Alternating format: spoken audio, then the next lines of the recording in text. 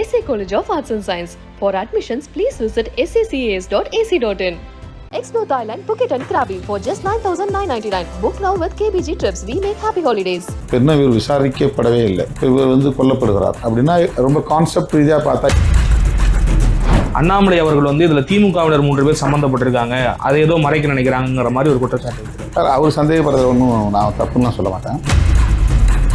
பெரிய master mind இதுக்கு பின்னால் இருந்தால் தான் இதை செய்ய முடியும். அப்போ பொருளாதாரத்தில் வலிமை இல்லை அல்லது அரசியல் அதிகாரத்தில் வலிமை இல்லை, யாரோ இந்த சம்பவத்துக்கு பின்னால் இருக்கிறாங்கன்னும் போது இதை எப்படி இங்கே வெறுமனை விட்ட முடியும்?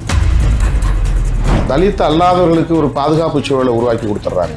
மாவட்டத்தில் சுற்றுப்பயணம் போகிறேன் அப்படின்னு சொன்னால் எனக்கு பந்தோபஸ்துக்குன்னு வர்ற போலீஸ் 2 வீலரில் வருவாங்க, முன்னால் போயிட்டு இருப்பாங்க, அவ்வளோதான், ஒருத்தர் 2 பேர். சில நேரங்களில் ரோட்டில் போடுற பெட்ரோல் வண்டின்னு இருக்குல்ல, அந்த வண்டி எங்களுக்கு பாதுகாப்புன்னு அனுப்புவாங்க. எந்த பாதுகாப்பும் இருக்காது. சரண்டர் ஆகி இருக்கக்கூடிய 8 பேருமே இதற்கு பொறுப்பானவர்களாக தெரியவில்லை, 1-2 பேரை தவிர. வழக்கமாக சரண்டர் ஆகக்கூடியவர்கள் காவல்துறையிலே ஆக மாட்டார்கள், நீதிமன்றத்திற்குத்தான் செல்வார்கள். சரண்டர் ஆனவர்கள் தான் உண்மையான குற்றவாளிகள் என்ற நிலையிலே புலன் விசாரணை முடிந்துவிடக் கூடாது என்கிற எண்ணத்தில் இதற்கு பின்னால் இருப்பவர்களையும் கைது செய்ய வேண்டும் என்கிற பொருளில் இவர்கள் உண்மையான குற்றவாளிகள் இல்லை என்ற கருத்தை நான் பதிவு செய்வேன். எல்லோருடைய உரையாடல்களிலும் ஆருத்ரா என்கிற சொல் அடிபடுது. ஆருத்ராவை பற்றி பேசாமல் யாருமே விவாதிக்கல. இப்போ ஆருத்ரா ஆம்ஸ்டாங் படுகொலை 2க்கும் இடையிலான தொடர்பு என்ன அப்படிங்கிறது ஒரு கொஸ்டின். பிஹைண்ட் ரூட்ஸ் நேயர்களுக்கு வணக்கம். சமீபத்திய சமூக மற்றும் அரசியல் நிகழ்வுகள் குறித்து நம்மிடையே பேசுவதற்காக விடுதலை சிறுத்தைகள் கட்சியினுடைய தலைவர் தொல் திருமாவளவன் அவர்கள் இணைந்திருக்கிறார். வணக்கம் சார். வணக்கம். பகுஜன் சமாஜ் கட்சியினுடைய மாநில தலைவர் படுகொலை செய்யப்பட்டது எல்லாரையுமே பெருதிச்சுக்குள்ளாக்கியது. உங்களுக்கு தனிப்பட்ட முறையில் எந்த அளவுக்கு பாதிப்பு ஏற்படுத்துச்சு? நான் விழுப்புரம் மாவட்டத்தில் சுற்றுப்பயணத்தில் இருந்தேன். குறிப்பாக விக்கிரவாண்டி இடைத்தேர்தல் பரப்புரையில் இருந்தேன்.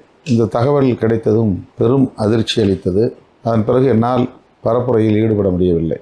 அந்த நிகழ்ச்சியை வேகமாக முடித்து கொண்டு நான் சென்னைக்கு திரும்பினேன். கட்சியில் உள்ள முன்னணி தோழர்களை தொடர்பு கொண்டு என்ன நடந்தது, குறிப்பாக இந்த பெரம்பூர் வியாசர்பாடி பகுதியில் உள்ள தோழர்களோடு தொடர்பு கொண்டு பேசினேன். யாருக்கும் அது தெரியவில்லை, எல்லோருமே அதிர்ச்சியில் உறைந்து போயிருந்தார்கள். அதன் பிறகுதான் அடுத்த நாள் காலையில் நான் மருத்துவமனைக்கு சென்று அவருடைய உடலுக்கு மலர் மாலை வைத்து அஞ்சலி செலுத்தினேன். அவரோடு மிக நெருக்கமான பழக்கம் இல்லை என்றாலும் கூட பழகிய சில தருணங்களில் அவர் என் மீது காட்டிய அன்பு அல்லது வாஞ்சை குறிப்பிடத்தக்கது. அம்பேத்கர் அவர்களின் கொள்கையில் அவருக்குள்ள ஈடுபாட்டை உணர முடிந்தது. பௌத்தத்தை எவ்வாறு மக்களிடத்திலே கொண்டு போய் சேர்க்க வேண்டும் என்பதிலே அவர் காட்டிய அக்கறை அலாதியானது. அவருடைய இழப்பு அவருடைய குடும்பத்திற்கு மட்டுமல்ல, பகுஜன் சமாஜ் கட்சிக்கு மட்டுமல்ல, என்னை போன்றவர்களுக்கும் பெரிய பாதிப்பை ஏற்படுத்தியிருக்கிறது. நீங்கள் அந்த நிகழ்வு நடந்த உடனே உடனடியாக துரிதப்படுத்தணும் விசாரணை அப்படிங்கிற மாதிரி சொல்லியிருந்தீங்க. இப்போ அந்த வழக்கு விசாரணை சரியான பாதையில் போகிற மாதிரி உங்களுக்கு தோணுதா? ஏன்னா இப்போ திருவேங்கடம் அப்படிங்கிறவர் இந்த A3 அக்யூஸ்டை என்கவுண்டர் பண்ணியிருக்கிறாங்க. நீங்களுமே முன்னாடி என்கவுண்டருங்கிறது கூடாதுங்கிற மாதிரி நிலைப்பாட்டை கொண்டு மரண தண்டனையும் இருக்கக்கூடாதுங்கிற மாதிரியான ஒரு நிலைப்பாட்டில் இருந்தீங்க. சமீபத்தில் செய்தியாளர்கிட்ட பேசும்பொழுது இப்போ அப்படியான ஒரு மனநிலையில் என்னால் பேச முடியலங்கிற மாதிரி சொல்லியிருந்தீங்க. அந்த புள்ளிக்கு நகர்ந்ததுக்கான காரணம் என்ன? இவருடைய இழப்பா இல்லை? அதாவது இந்த விசாரணை இன்றைக்கு விவாதத்திற்குரியதாக மாறி இருக்கிறது. மருத்துவமனையிலேயே செய்தியாளர்களை சந்திக்கிற போது உண்மையான குற்றவாளிகள் கைது செய்யப்பட வேண்டும் என்கிற கருத்தை நான் வலியுறுத்தினேன். பகுஜன் சமாஜ் கட்சியை சார்ந்த முன்னணி தோழர்கள் என்னிடத்திலே அப்போது சொன்ன கருத்து, சரண்டராகி இருக்கக்கூடிய 8 பேருமே இதற்கு பொறுப்பானவர்களாக தெரியவில்லை, 1-2 பேரை தவிர. ஆகவே இவர்கள் உண்மையான குற்றவாளிகள் இல்லை என்ற கருத்தை சொன்னார்கள்.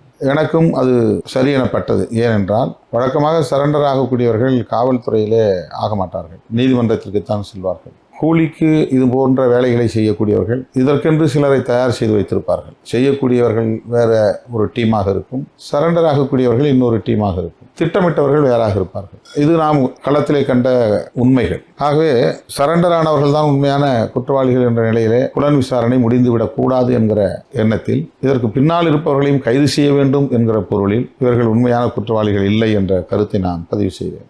பாஜகவினர் அப்போது CBI விசாரணை கோரியிருந்தார்கள்.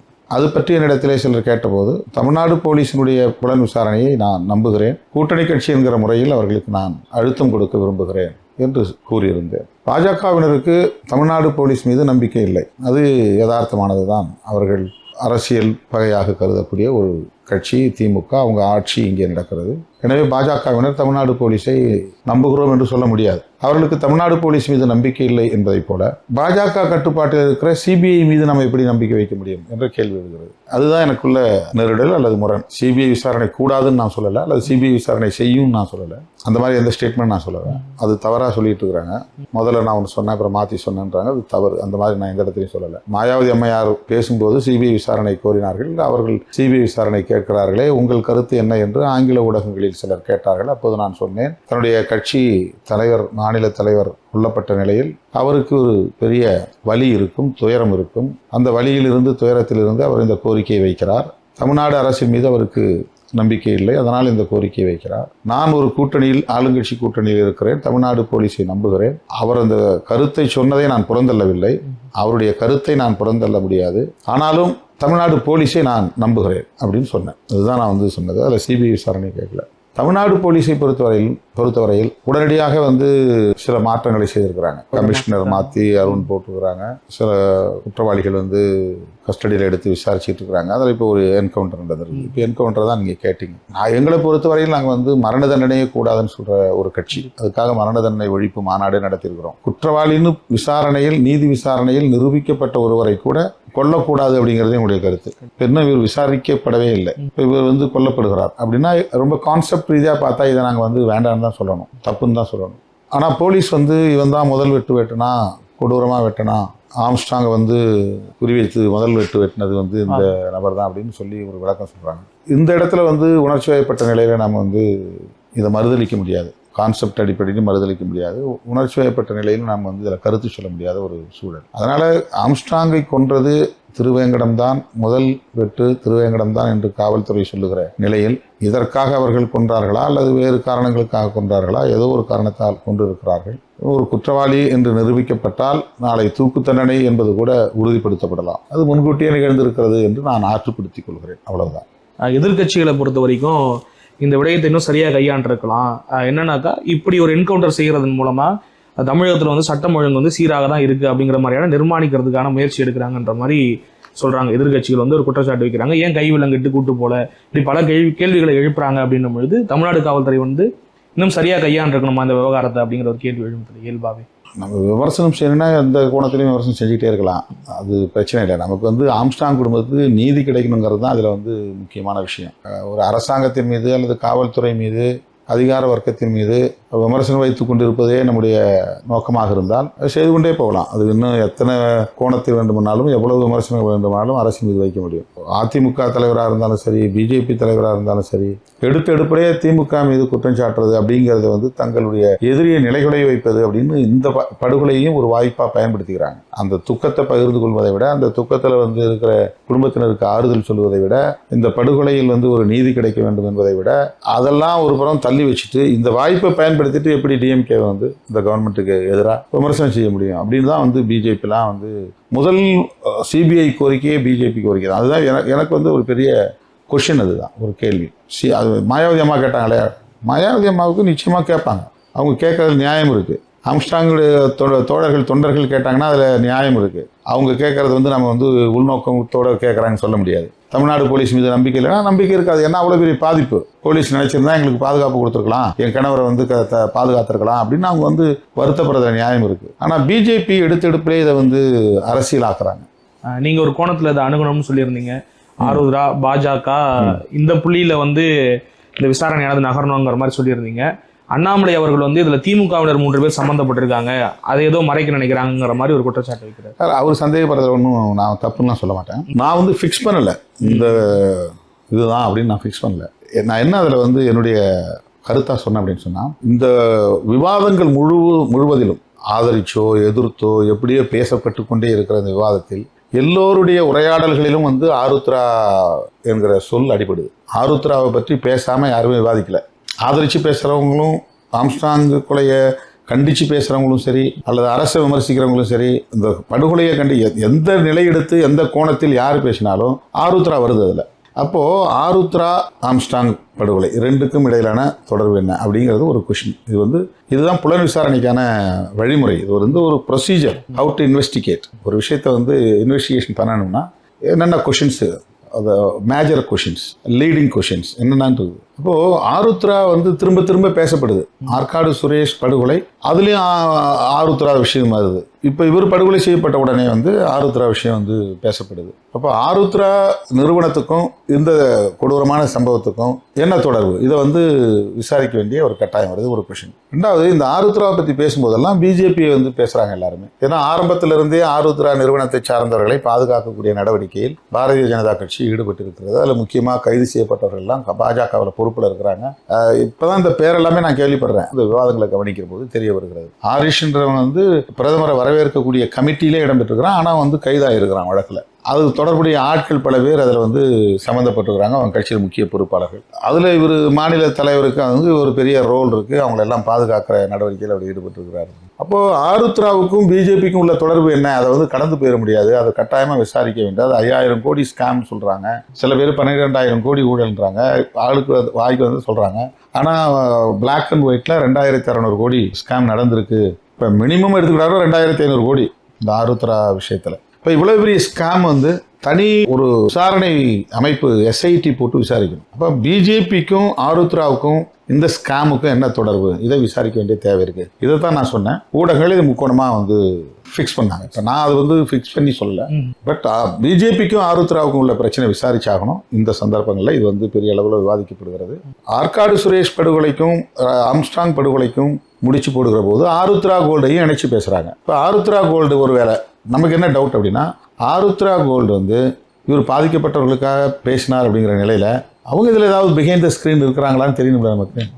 ஏன்னா இப்போ ஆம்ஸ்ட்ராங் வந்து ஒரு கட்சியுடைய மாநில தலைவர். அவர் வந்து ஒரு தற்காப்பு உணர்வு உள்ளவர். இப்போ எந்த நேரமும் கையில் வந்து தனக்கான தற்காப்பு கருவியை வச்சிருக்கிறாரு, ஒரு துப்பாக்கி வச்சிருக்கிறாரு. கூட ஒரு 20-30 இளைஞர்கள் எப்போதும் இருப்பாங்க. அந்த மாதிரி ஒரு பாதுகாப்பாக இருக்கக்கூடிய ஒரு தலைவரை குறிவைக்கணும்னு ஒருத்தர் முடிவு பண்ணுறான்னா, இது வெறும் ரவுடி கேங் ஒரு உணர்ச்சி வயப்பட்டு இது செஞ்சிருச்சுன்னு சொல்ல முடியாது. பின்னாடி ஒரு பக்கபலமாக யாராவது இருந்திருக்காங்க. பெரிய மாஸ்டர் மைண்ட் இதுக்கு பின்னால் இருந்தால் தான் இதை செய்ய முடியும். இது செய்யுங்க பார்த்துக்கலான்னு சொல்கிற ஒரு மாஸ்டர் மைண்ட். எதுவானாலும் நாங்கள் பார்த்துக்கிறோம். அப்போ இதுக்கு என்ன செலவாகும், படுகொலைக்கு முன்னால் என்ன செலவாகும், படுகொலைக்கு பின்னால் என்ன செலவாகும், நீதிமன்றத்தில் என்ன செலவாகும், குடும்பம் எப்படி பாதிக்கப்படும், அந்த குடும்பத்துங்களுக்கு இப்போ ஒரு வேளை நாங்கள் எங்களை போலீஸ் பிடிச்சிடுறாங்க, எங்களுக்கு கன்விக்ஷன் கொடுத்துட்றாங்க, நாங்கள் ஆயுள் தண்டனையோ அல்லது தூக்கு தண்டனையோ ஆயிடுது, அதுக்கு பின்னால் எங்கள் ஃபேமிலி என்ன வருது, இதெல்லாம் விவாதிப்பாங்க இல்லையா. இப்போ அதெல்லாம் நாங்கள் பார்த்துக்கிறோன்னு சொல்கிற அளவுக்கு ஒரு பெரிய ஹேண்ட் இருந்தால் தானே செய்ய முடியும். அப்போ பொருளாதாரத்தில் வலிமை இல்லை அல்லது அரசியல் அதிகாரத்தில் வலிமை இல்லை யாரோ இந்த சம்பவத்துக்கு பின்னால் இருக்கிறாங்கும்போது இதை வந்து எப்படி நீங்கள் வெறுமனை விட்டுற முடியும். சரண்டர் ஆனவளோட போதும் அப்படி விசாரணை முடிச்சுக்கலாங்கிற நிலை இருக்கக்கூடாது. வழக்கமாக போலீஸ் வந்து என்ன பண்ணுவாங்கன்னா, ஏன் கூலிப்படை கலாச்சாரம் வந்து நாளுக்கு நாள் பெருகிட்டே இருக்குன்னா, போலீஸுக்கு நல்லாவே தெரியுது இது வந்து சரண்டர் ஆகிற டீம், இது கிரைம் சீனில் இல்லாத ஆட்கள் தெரியுது. ஆனால் வழக்கு போடுறாங்க. அவன் போகிறான், 3 மாதத்தில் வெளியே வந்துடுறான். ட்ரையலில் கொஷினில் மாறி மாறி சொல்லுவான். கிராஸ் எக்ஸாமினேஷனில் அவன் கரெக்டாக சொல்லுவான். ஏன்னா அவன் ஓவர் ட்ராக்ல இல்லை, நேரடியாக அவன் வெட்டலை.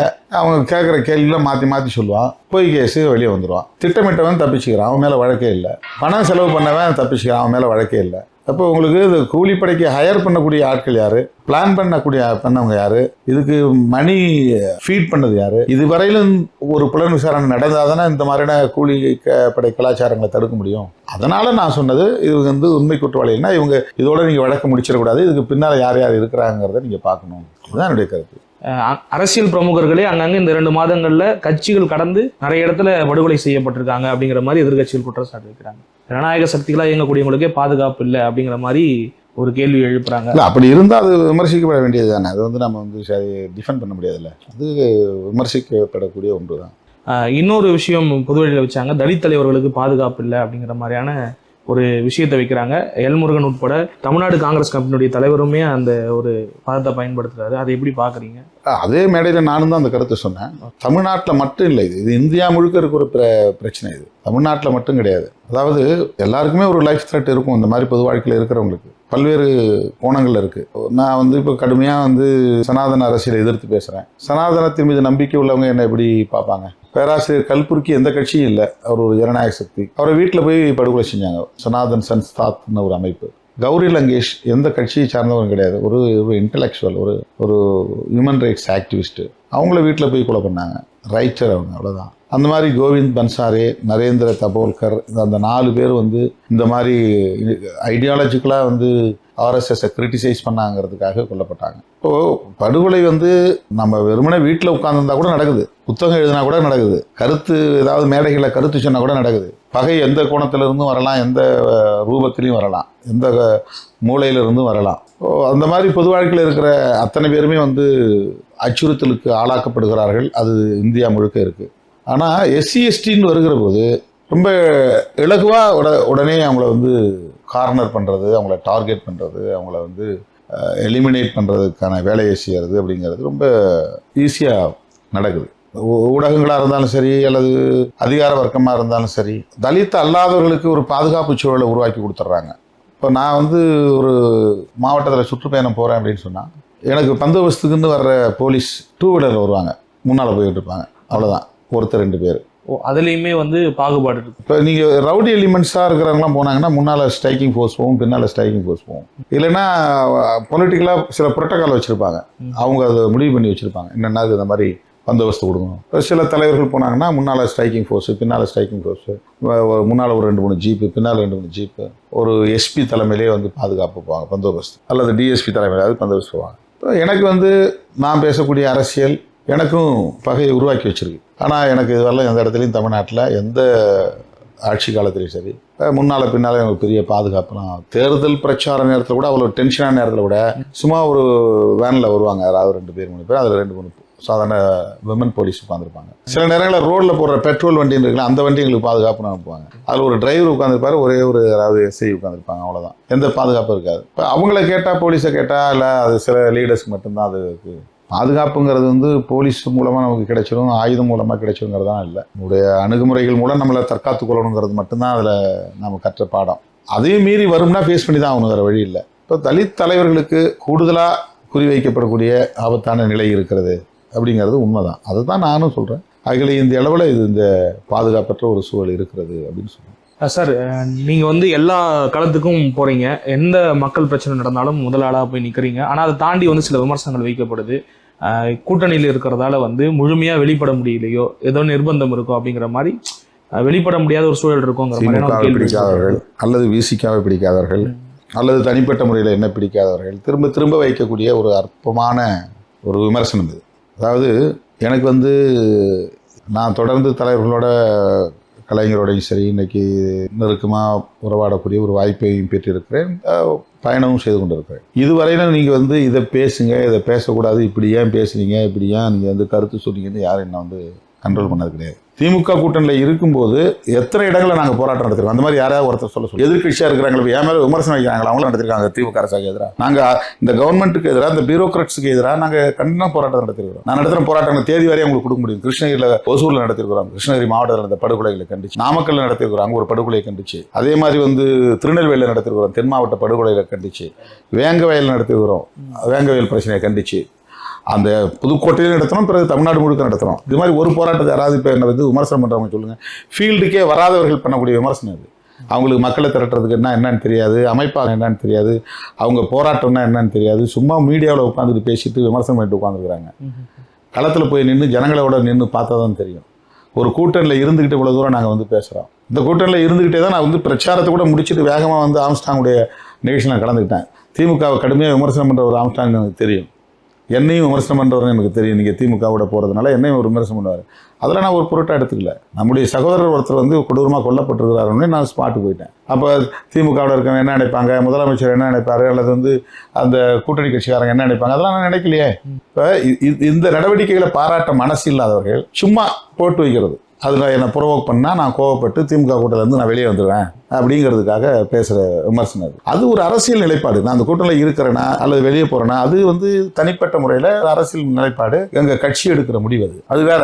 அதிமுகவோட போனால் தான் சரி, போனால் தப்புங்கிறது வந்து எப்படி ஒரு விவாதமாக இருக்க முடியும்? எது சரி அதுதான். சிலருக்கு வந்து பாஜகவோட போகிறது அவங்க பார்வையில் அடிப்படையில் இவங்களோட என்னால் இணக்கமாக பயணம் பண்ண முடியுதுன்னு நான் நம்புகிறேன். இது என்னுடைய நம்பிக்கை. பல்வேறு தகவல்களை பகிர்ந்து நம்பிக்கை. ரொம்ப நன்றி. நன்றி. SA College of Arts and Science. For admissions, please visit sacas.ac.in. Explore Thailand, Phuket and Krabi for just 9,999. Book now with KBG Trips. We make happy holidays.